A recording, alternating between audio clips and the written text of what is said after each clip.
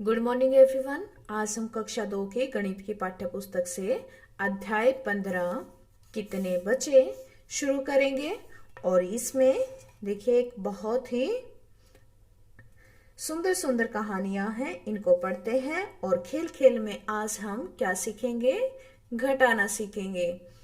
चींची चिड़िया और गिनी गिलहरी जंगल में डंडियां इकट्ठा करती हैं।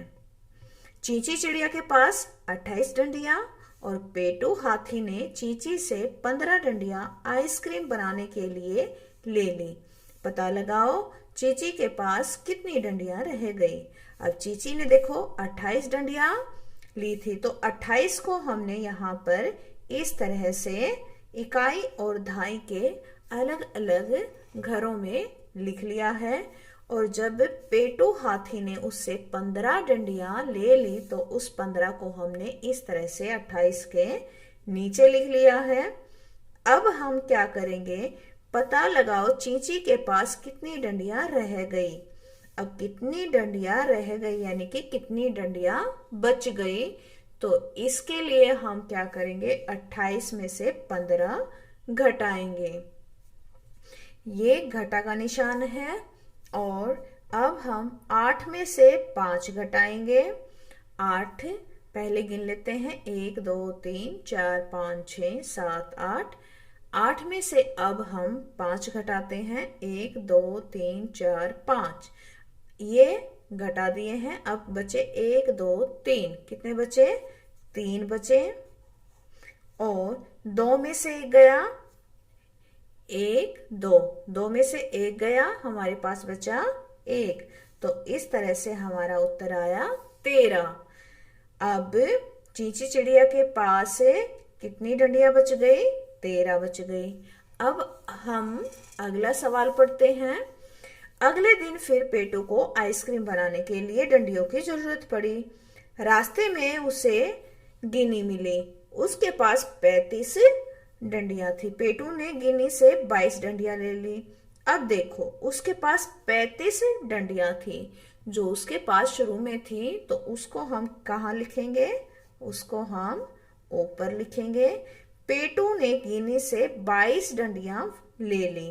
अब पेटू ने ली कितनी ली? 22। 22 को हम इस तरह से नीचे लिखेंगे। और हम इनको यहाँ कितनी बची, देखिए गिन्नी के पास कितनी डंडियां बची, यहाँ पर हम क्या करेंगे? घटा कर देखेंगे। हम इस तरह से ये कितना है? 5 1 2 3 4 5।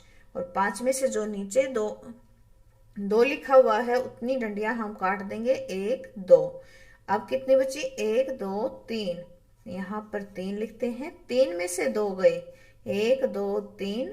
3 में से 2 गए, 1 2। कितने बचे? 1 बचा। 1 यहाँ पर लिख देंगे, तो हमारे पास कितने बचे? 13। गिनी के पास कितनी डंडियां बची? 13 बची। अगला सवाल देखते हैं। गिनी के पास देखो कितनी डंडियां हैं? 26। पेटू ने ले ली 16, तो गिनी के पास कितनी बची? गिनते हैं, 6 में से 6 गए, 0। 2 में से 1 गया, 1। चींची के पास थी 41, पेटू ने ली 21। चींची के पास बची कितनी बची? 1 में से 1 गए, देखो 1 था, 1 में से 1 गया, तो कितना बचा? 0। 4 4 में से 2 गए, 2। कैसे? 1 2 3 4। 4 हैं, 4 में से 2 गए, 1 2। कितने बचे? 2। तो चींची के पास कितनी बची? 20। गिनी के पास है 25, पेटू ने ले ली 12। अब उसके पास कितने बची? घटाते हैं, 5 में से 2 गए, 3। 2 में से 1 गया, 1। Very good. और अब चींची के पास 36 है, पेटू ने ली 12। चींची के पास कितनी बची? 6 में से 2 गए, 1 2 3 4 5 6। 6 में से 1 2। अब कितनी बची? 1 2 3 4। 3 में से 1 गया, 2। चींची के पास कितनी बच गई? 24 बच गई। अब है पेटू ने पेटू हाथी ने 36 केले खाए। उसके दोस्त मटकू हाथी ने 25 केले खाए। पेटू